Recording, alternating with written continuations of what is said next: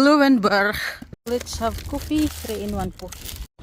Pag di na kaya ng tuhod mong umakyat dito ay mayroon ding train. Pero kami dahil mga palaboy ay laging akyat sa bundok. Malinis pa sila. Magandang idea siya o bato lang tapos nilagyan lang ng mga sign kung saan papunta. Punta tayo ngayon ng Borkhoff. Other side tayo, yung train nandyan pa rin. Makikita mo yung city of Bonn. Nachtenhau. So beautiful. Wow, so beautiful. Schlange. Punta kami ng Löwenberg. 3.5 kilometers.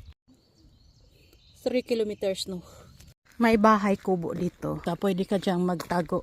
Punta tayo ng Löwenberg, mga 3 kilometers pa. 2.3 kilometers na lang. Ang ganda ng view. Ayan, pwede ka dito. Restaurant yan. Ang taas nito. Ito na yung entrance. Free lang to. The Löwenberg. Ang ganda naman. Ang view.